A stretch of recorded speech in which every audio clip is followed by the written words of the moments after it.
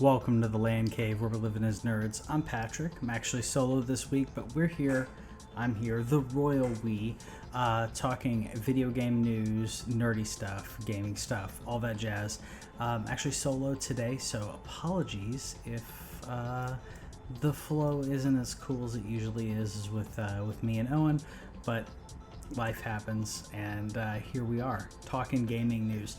And this was a pretty big week for gaming news. Just yesterday we had a big bit. We get to that in just a second. I have a quick recommendation, by the way, if this is cool. So we usually talk about games that we're playing in the beginning of our show, and I wanted to continue that tradition, or whatever what we're doing, games we're playing, that sort of thing. I've been very busy with handling adult stuff and getting stuff done around the house, chores and all that boring stuff. But I started playing John Wick Hex. This is on PlayStation Now, so if you have PlayStation Now, you can play it, download it, and play it. You don't have to just stream it. It's not on Game Pass. I wish it was. If you liked Hitman Go, I think you'll like this game. I will say it's much like Hitman Go when as it comes to it being strategic. Let's see if I can zoom in just a little bit on this. The game is strategic. You get to basically pick your move, where you want to move, what the action you want John Wick to take. Here you go. There's a quick view of seeing me walk up here, walking over out of a door. There's someone coming out of the door, so you can see. Unlike Hitman Go, you can choose to move one spot. You can choose to move multiple spots. If you see someone, something alerts you, it will stop you. You don't get a penalty for going slower or faster. You can do takedowns. You can punch. You can and do all, I prefer doing the judo style takedowns because it does save your ammo. Huge. I totally recommend this game. I wanted to make sure I talked about it just a little bit here. Like I said, saves your ammo if you do a takedown. It does use some energy. Energy that it refers to as focus. You can also crouch and roll around like I'm doing here. No hands. This is previously recorded, but really liking it. Like I said, there's more strategy than Hitman Go. I'm not saying it's better than Hitman Go because the simplicity of that game is pretty cool. But I wanted to point that out just to say it's something I'm really liking, and I think a lot of you may like it as well. So the big story in the news this week that I was talking about is Xbox is looking to buy. The acquisition is not completed, but Xbox is buying Activision. So Microsoft and Xbox buying Activision Blizzard. That's huge, and I think that most people understand why that's huge. I could go on and on. The biggest reason, in my opinion, as a Blizzard Diablo fanboy in World of Warcraft, the biggest reason still is Call of Duty, though. High selling game for years when it comes to consoles and all that. And Call of Duty going, the fact that it could go exclusive is pretty crazy. I don't know if it will go exclusive. And as I was kind of going through this, and say, we did see that Phil Spencer, not only did he announce this, but he's then since clarified that they didn't want to break up communities. And I think this was his way of saying, without saying, trying to say, oh, well, we're not going fully exclusive. We're not going to break up communities. And there's a lot of things that could mean. Does that mean that certain games, or does it mean all of the games will be multi-platform still? They won't be exclusive? Does it mean maybe the multiplayer aspect will be on all of them. I mean, we already saw what happened when it came to them purchasing Bethesda and ZeniMax. That was already a pretty big deal. By the way, for Xbox, they're looking to purchase Activision for 68.7. I may get those last two integers wrong. 68.7 or 68.7 billion dollars. That's a lot of money. That's a lot of money for, Diablo, for World of Warcraft, as I mentioned, Call of Duty, Guitar Hero, Crash Bandicoot. There's a lot of games that they get with this, a lot of IPs that they get in essentially purchasing Activision. That's a huge price to pay, but it could be totally worth it. Contrast that with Xbox. Xbox bought ZeniMax, Bethesda. So they bought Bethesda for $7 billion. Sorry, bring up my notes here. Like I said, I'm a little thrown off doing the show solo, as it takes a little bit. It's a different effort. $7.5 billion is what they'd purchased ZeniMax for. So you have to look at Xbox purchasing them and believing that they are worth more than Bethesda, that Activision is worth more than, like I said, Activision's worth more than Bethesda, meaning and ZeniMax, meaning that they value this higher than Bethesda. Now, I get, a little emotional fanboy, whatever, and lead me in regards to some of this valuation of companies. I've learned that I'm not that great at picking out like how much they're going to buy something for. They are, so we saw the Zynga purchase that happened recently, which was way more than I expected there as well. By the way, with this Xbox purchase, they also do get, I think it's King, which makes Candy Crush. There's a lot. There's a lot that Microsoft gets with this purchase, and I don't think it's a bad decision. It's a lot of money. I think the majority of that is for the consistent stuff when it comes to Call of Duty.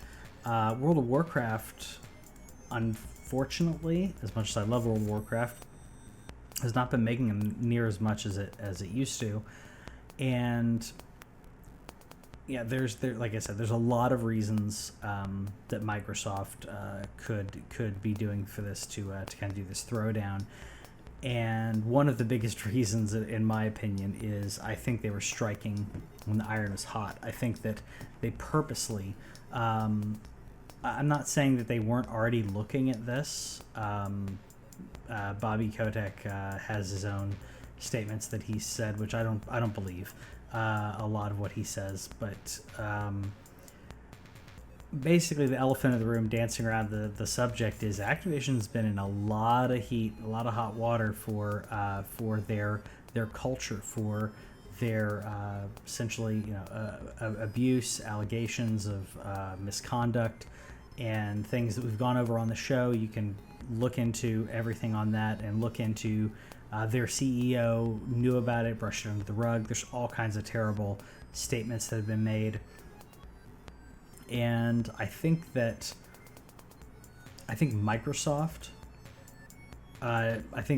was probably already considering this, pursuing this, what have you. Because remember, that's the news. I'm going to just double check this. I think the Bobby Kotick and Blizzard and stuff came out, I want to say that was last summer. I'm going to see when like that. I mean, yeah, I've got stuff going all the way back to last summer, and I'm sure, and I think it went back even further than that. I know Ubisoft did. I think Xbox and Microsoft were already looking at this as a really good, purchase, a possible purchase. And when when the water got hotter for Bobby Kotick and those at Activision, when it got worse, when the situation got worse, when in regards to the public eye looking at them and the continuation of bad behavior, I think honestly, I'm surprised Bobby Kotick's still there. I'm surprised he hadn't resigned already, but I guess that's hubris. I think that Xbox probably said, you know what, we can get this at a really good price. They've not said that they're getting rid of him, Bobby Kotick, but I believe that they will. I think Xbox is more than likely going to finish the acquisition, get rid of everyone on the top, and restaff them. Something this big is going to take a while for the acquisition to complete. I think they've said they don't foresee this actually finalizing until 2023. That's next year, by the way, because for those of you who don't know, it is 2022. So if this takes a year to finalize, maybe it takes less, maybe it takes more, I would foresee Bobby and team to kind of ride out that for the time being, and then move away. Depending on how strongly they feel about the acquisition and the future and all of that, we may see changes before that. Even though it's not official, we may see Microsoft and Xbox making decisions behind the scenes from a development standpoint, from a corporate standpoint. We may see them starting to clean house even before the acquisition takes place. When it comes to what we see, what we have as an impact, or what we we see as consumers, how it affects us as consumers, that's going to be after 2023. So this isn't something you're going to have to worry about like later this year. More than likely, it's not going to be something we may see the effect next year, but this is going to be slow moving. Diablo, I don't foresee games like Diablo or World of Warcraft and that sort of thing. I don't foresee big changes for that right now. Call of Duty is a different story. Call of Duty, I do foresee at least, could be more, but at least Xbox putting this on Game Pass day one, like they mentioned doing with Bethesda. Think about if Call of Duty is there day one, or if it releases early on Xbox. If you're a Call of Duty fan, and that becomes the place to play it. If you play it early, you have exclusive maps. Yeah, you can still play it on PlayStation, but you're gonna have to shell out $70. I could see Xbox making that decision to strengthen their platform. That's what Microsoft has been doing. They're trying to strengthen their platform so that more people are embedded, more people are on it. They're getting everyone indoctrinated, if you will. Robert messaged earlier. Robert's our number one best friend of the podcast. He messaged us earlier this week saying that that this is very Apple and it's very Apple, PC, Microsoft, what have you, but in reverse, I think is what he said. And Robert, if you're there, definitely correct me on this, but I think what he's referring to is that Apple has a better product. Apple has a quality product. I say that as I'm on a PC. Apple has quality products. Microsoft is kind of everywhere, and they get everyone on their platforms early on, through indoctrination in schools and funding computer labs. By the way, my first computer lab back in the day was a Mac, was at Apple, and then and then going into middle school, they were all PCs, but in elementary school they were Macs, and I already had a PC at home because I happened to be in a family that, at the time, I'm a little older than some gamers out there, but at the time, it wasn't as ubiquitous for everyone to have multiple PCs in their house. We did. I always got the hand-me-down PCs. I always got whatever my dad wasn't using as he, whatever. When he got a new PC, I got his hand-me-down, and then my sisters got my hand-me-downs because, paying for brand new PCs is, it's pricey. So in elementary school, like, I'd already been around a PC, which not everybody at the time, like I said, not everybody at the time had. They may have had a PC, but it was like the work PC, because we're talking about elementary school. Man, I'm old. We're talking about like 1992, 93, elementary, so 93, 94, and then Windows 95 changed a lot of that. I mean, I started playing on DOS and then got into Windows 3.1. Windows 95 changed a lot, and it got a lot of people, having PCs. But regardless of that, I'm just bringing up that Microsoft and Apple both funded computer labs and stuff, because if you can get the kids on those computers early, they get used to it.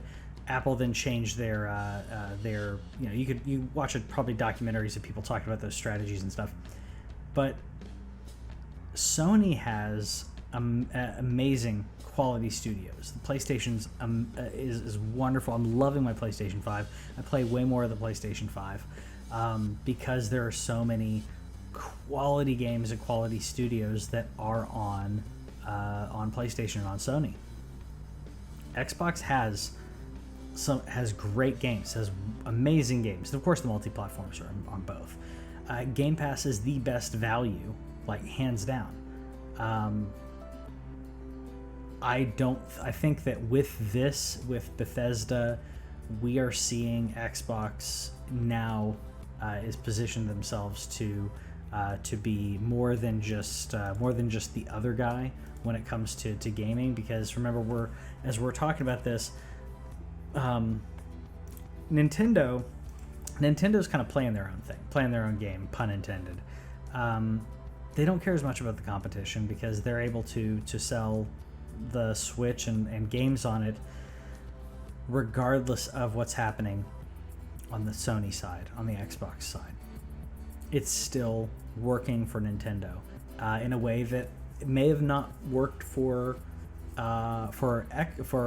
Microsoft until this generation. The Xbox 360 generation, Xbox versus PlayStation 2, we all know PlayStation 2 won that. Xbox 360 versus PlayStation 3, Xbox 360 slammed that generation. PS3 was a great console, but Xbox 360 won that generation. PS4 generation against the Xbox One, we all know that PlayStation 4 won that. This generation, okay, well, it's hard to get either console. PlayStation, I believe, is still selling better than the Xbox. But Microsoft doesn't care where you're playing the game. Getting Game Pass, being able to play games, Game Pass Ultimate, getting to play games on your PC or on your console. I think towards the end of this console generation, I think we'll see the numbers are more even. I'm not saying Xbox will then win, but I'm saying that I think we'll see the numbers even out, and we'll see Xbox month to month, if you will. Xbox starts selling better because these games are on Xbox Series X and Series S on Game Pass day one. When you talk, if they have like I said, the new Call of Duty, Game Pass day one. We have Starfield and other games that are going to be on there.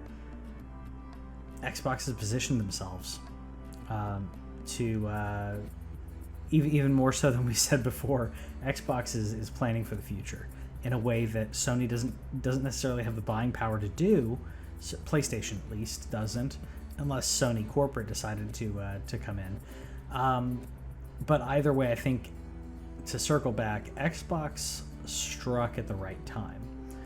That's a huge price tag. I still think that, again, as a fanboy of Blizzard specifically, I still think that's a really high price tag. surprisingly high. When you see, like we mentioned, ZeniMax was 7.5, Star Wars was 4, Marvel was 4. So just thinking like Disney bought Marvel for $4 billion, Disney bought Star Wars for $4 billion. We're talking about $68.7 billion is an insane amount of money. Pun intended, as we have the insane Crash Bandicoot trilogy here. That's a lot of money. I'm not going to say it's not worth it. We could go into, is it... So Activision was playing in the realm of like, how do we make NFTs work? How do we get into metaverse? All that sort of thing. Xbox may be positioning that as well. Xbox could be positioning that, and seeing the intellectual property and the studios, seeing that that may make them back their money in X amount of years. Usually you look at a return of investment, right? That's ROI for those business majors out there. Return on investment. If you spend $67 billion on a company like this, you expect a return in how much time? 5 years? 7, 10 years? That's a lot of money. I don't know when they'll actually have the return, meaning they will have made up what they purchased it for. And then you have to cut out the overhead for the time while they're recouping their cost. It's a lot of money, but again, I don't think Microsoft is concerned with when they'll recoup it. I think that it's more about the overall approach that Microsoft is taking, the overall ecosystem that they're creating, that they're building an empire. Phil is building an empire. He's built an empire, and we are watching. They are not, whatever they're paying that man, they are not paying him enough. We are watching him build an empire that will be looked back on in a way that, from a video game standpoint, I am saying this in not a hyperbolic way. I can't think of another company and individual that has made this kind of impact, other than maybe Shigeru Miyamoto. Like, when it came to what the original Nintendo did and what Miyamoto did when it came with Mario and Zelda in regards to being a game changer. Maybe I think Phil is he may be more business. He's very call him the Steve Jobs of gaming, because he's not creating the games, but he sees the value. He makes the right choices over and over. Long game, but he's building an empire, has built an empire, and it's pretty cool to be watching this. To be watching this in real time for those who are seeing what's happening. Speaking of Phil Spencer and all that, so Phil Spencer has stated, again, I love Phil because he's very honest and open as much as he can be in his position. But he said that he was talking about Game Pass and it being, he did say, they're still not, fully baked. They're still not 100% in everything because it's continuing to evolve. But he said, essentially, he believes that PlayStation will follow with the Game Pass-like model, which we're waiting for, by the way, which I should have written it down, the project name that PlayStation's using. It's not Scorpion. That's the Xbox one. Whatever it is, the PlayStation new project that they haven't announced, which we believe that they're merging PlayStation Plus, PlayStation Now, with like a tiered subscription level, which is very similar to what Microsoft is doing. Phil believes that Sony's going to move to that. And I, again, love the man because he was basically saying, like, it's not about, us being right and us being the innovators. It's looking at it and saying, okay, that's the right choice for gamers and for gaming. That is the right choice. Again, like he taking his ego out. I know he's probably egotistical, but it seems like he's just saying hey, we're just trying to make the right choices, and we just happen to be the first ones to make that choice. Like, not that we're innovators. It's like the industry was going to go that way. Is kind of what he was saying. Similarly, Xbox, Amazon, Google, everyone trying to do streaming off of servers and what was called xCloud. Now it's Xbox Cloud Gaming, whatever. That is a future we all know is going to happen at some point, at some level. It's already kind of happening. It may not be as good as we'd like it to be, but again, Xbox, even if Xbox was first, they wouldn't have to say, hey, we were the first to do it. Maybe they'll say that in a presentation. Maybe they'll say that in an E3 presentation. If E3, by the way, sorry, real quick, E3, by the way, this year is going to be, again, digital online event. Rest in peace, E3, as we know it. I don't believe it'll ever get back to where it was in any way. But Phil basically saying, hey, PlayStation is probably going to follow this model. And what he means by that is not only the streaming service, which PlayStation now is, and the merger of those two will be, but he believes that we'll see first-party titles on first-party PlayStation titles on the streaming service. Again, getting people to adopt, if they haven't already, getting them to adopt the subscription model. That is how business is done. It's not the future. It's how business is done nowadays. Everything's in subscription models. So seeing Phil say this, like I said, I like that the way that he phrased this. People are being very hyperbolic on it. They're have clickbait articles about like PlayStation's going to be doing this. We don't know. More than likely they are, but we don't know that for sure. So I'm not going to say they're going to. I believe they're going to merge the PlayStation Now and PlayStation Plus. I don't know if they're going to do day one, like the Game Pass model. It'd be really cool if they did. Honestly, I'm surprised Microsoft's not doing this, by the way.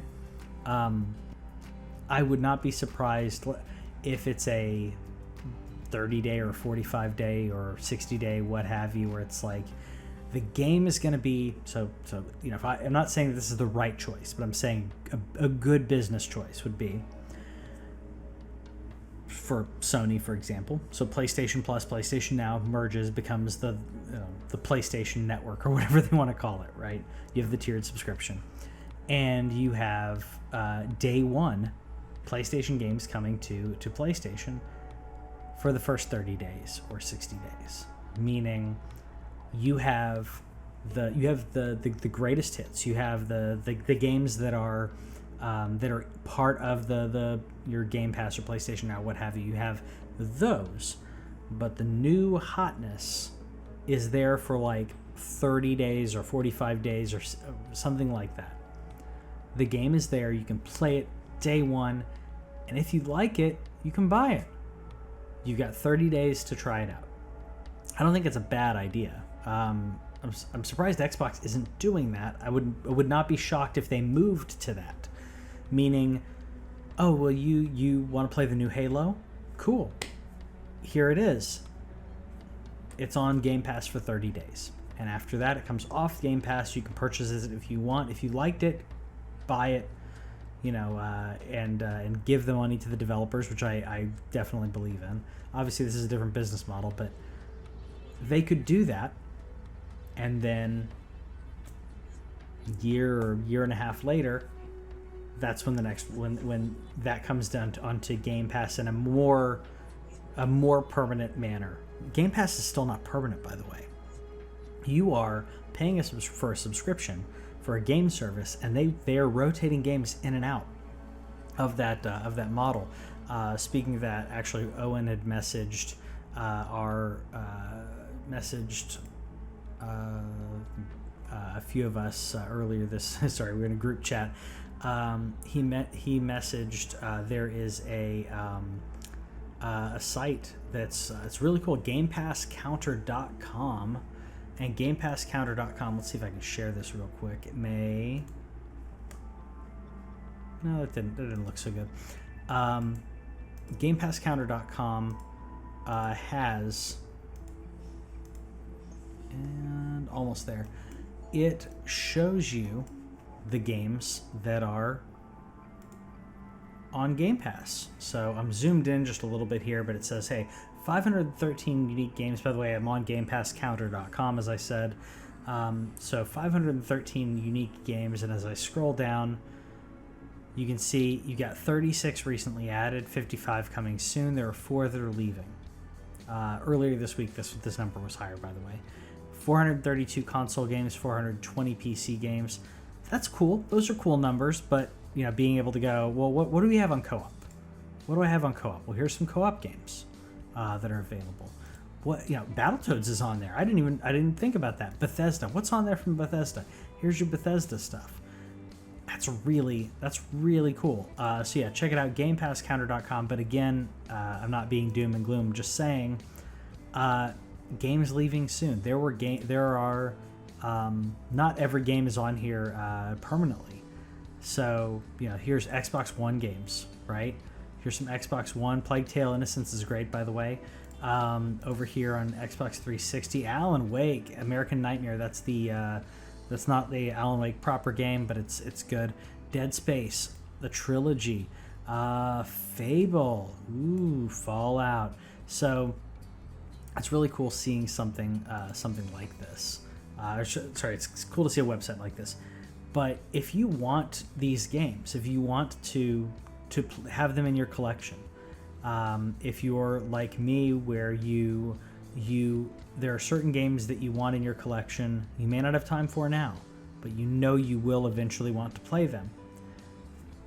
Don't rely on Xbox Game Pass. Don't rely on these types of subscription services, because it will come off of the service. They do have I think a discount though if you're trying to buy anything on here.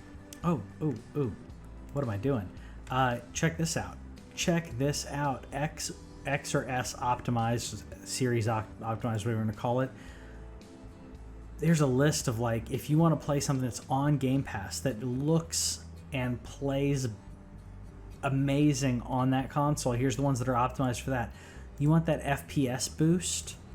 That is that they boosted it, not the developers, but Microsoft in their wizardry have boosted it up to 120 or to 60.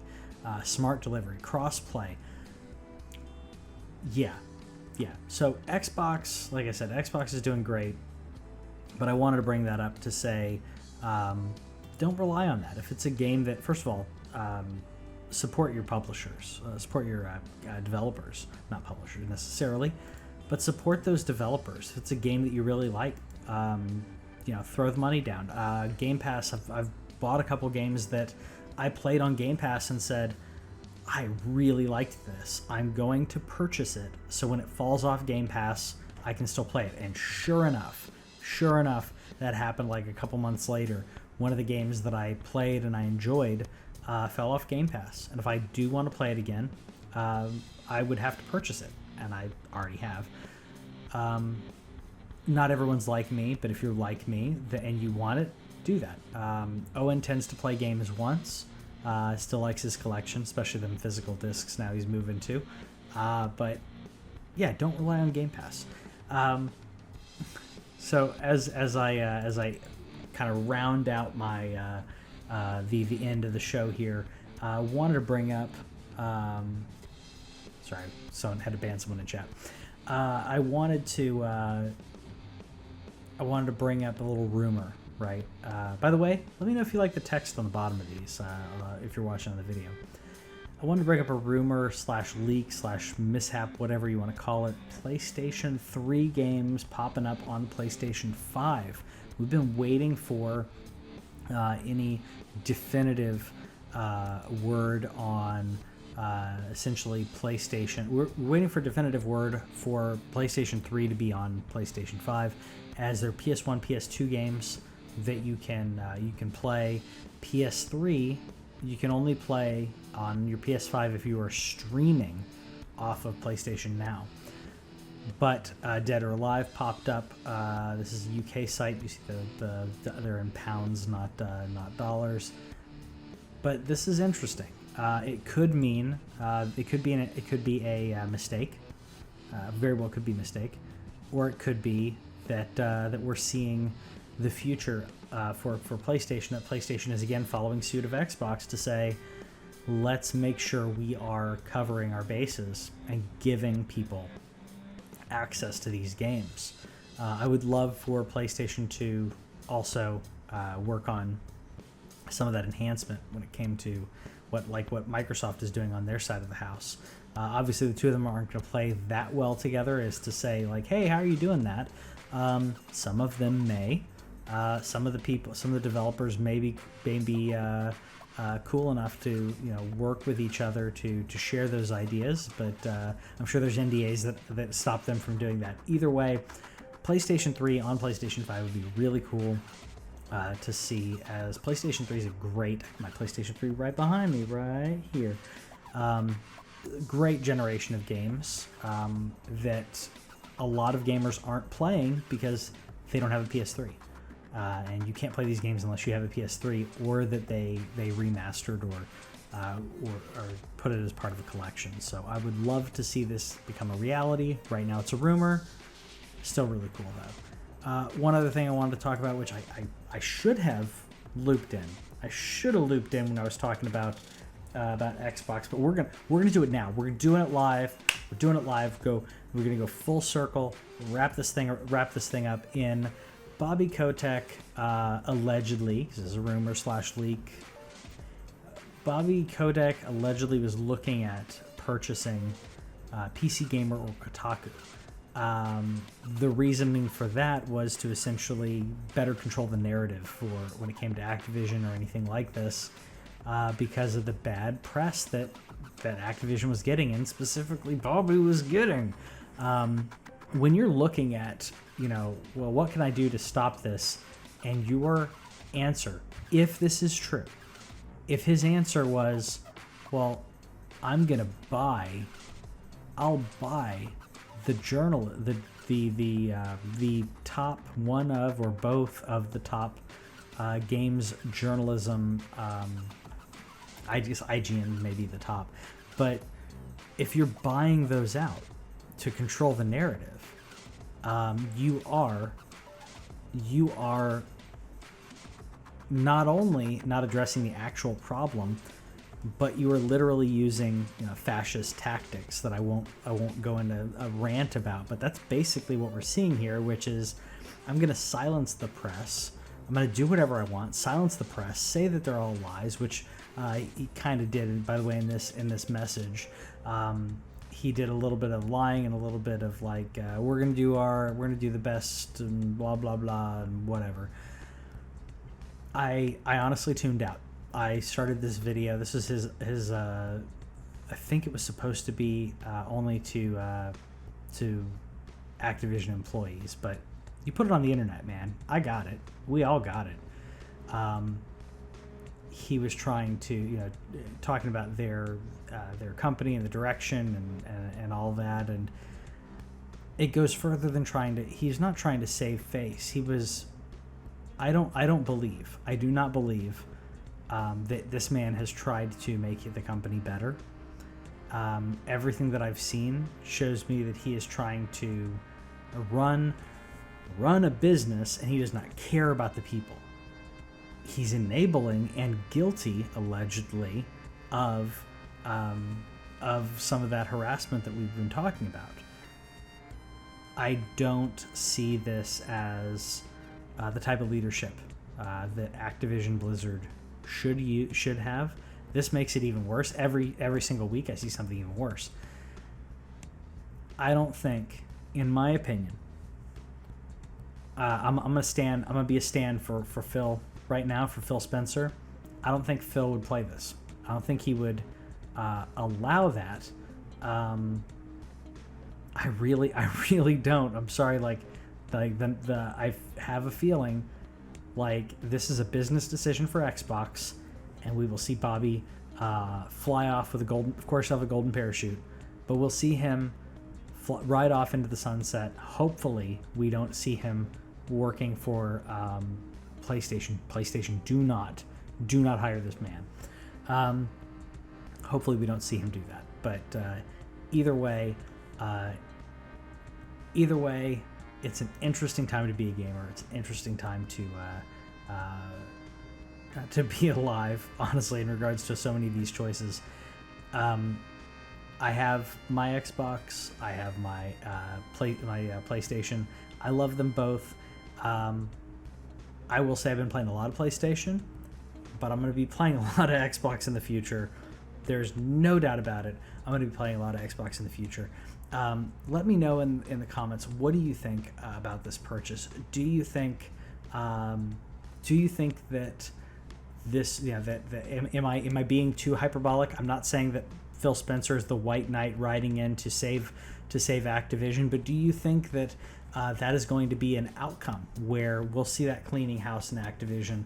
We'll see them get on the right path. Is this what it takes to get Activision on the right path? Who's the next to be purchased? Who's the next to be bought at this point? Who's next? Is it Ubisoft? Is it Ubisoft? As I read my tea leaves, will Sony purchase Ubisoft? I don't think Take-Two's too big. Who do you think would be the next to be bought? If you were PlayStation, if you were Sony, who would you buy? Let me know in the comments. Let me know if you think that Xbox is going to make this stuff exclusive. And we'll see you next time.